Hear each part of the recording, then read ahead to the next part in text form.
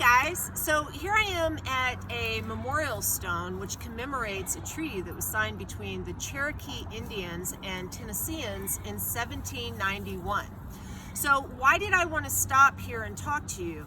I don't want to talk about the specific treaty that this commemorates, but I do want to talk about the Cherokee Nation, one of the 5 civilized tribes, because there are 2 court cases that deal with the Cherokee and John Marshall, who is the molder of the court. The first is Cherokee Nation versus Georgia, which was essentially the Cherokee Indians suing to stay on their land. They lose this case because John Marshall says they do not have standing to sue Georgia since they are not American citizens. However, after this, there's a second case called Worcester versus Georgia.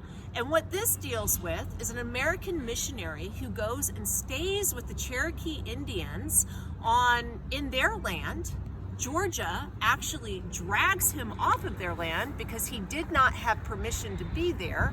And he sues and says, how can you tell the Cherokee that I can't be on their land? This goes all the way to the Supreme Court, and it is a very significant ruling because John Marshall says the missionary's right.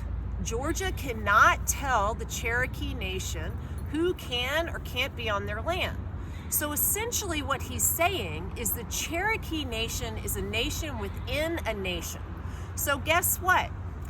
Americans can't push the Cherokee out of Georgia. The thing is, a guy named Andrew Jackson is president, and Andrew Jackson will say, this ruling falls stillborn. He's famous for saying something else that we remember it differently. We say, John Marshall has made his ruling, let him enforce it. But he did say his ruling fell stillborn. That was actually what it was. I guess that's more complicated, I don't know. Regardless, Andrew Jackson is still going to push the Indians off of their land via something called the Trail of Tears, which is, there's no way to sugarcoat it. It's one of the worst chapters in American history. I want you to pay attention to that, and I'll talk to you again next time. Bye.